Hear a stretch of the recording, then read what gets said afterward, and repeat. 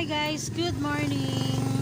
Gawa tayo ngayon ng pesticide guys kasi maraming mga langgam dito sa aming ginagawa. So, ang gagawin natin guys ay silver swan naman.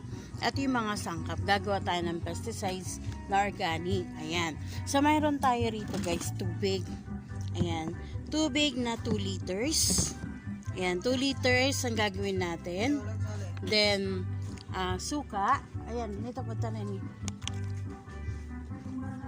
Ayan, so ito yung mga sangkap natin guys, 2 liters. Ayan, dito ko na nilagay. Then, silver swan. And then, lemon. Ayan, so ginawa lang to. Ito yung handmade na liquid, dishwashing liquid.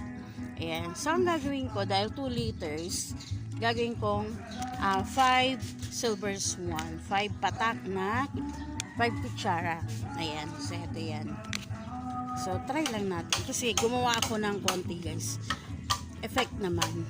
Ayan, effective naman. So ito gagawin ko na lang na 10 na kutsara para maging effective kasi 2 liters.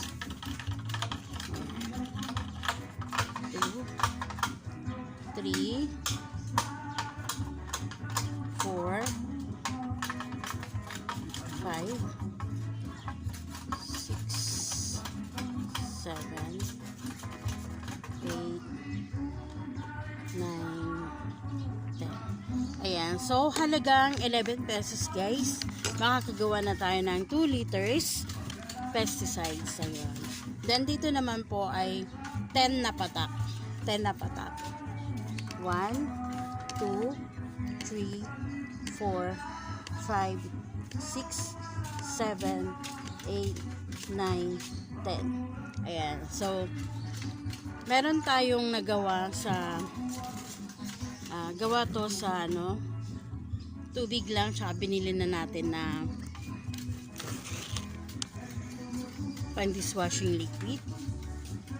And then gagawin ko, hahaluin natin ito guys.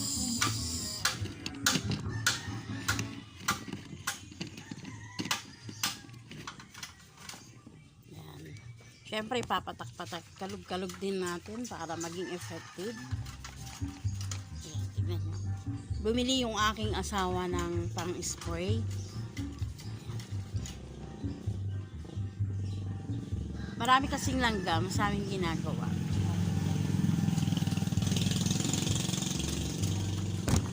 Ayan, testing natin to guys.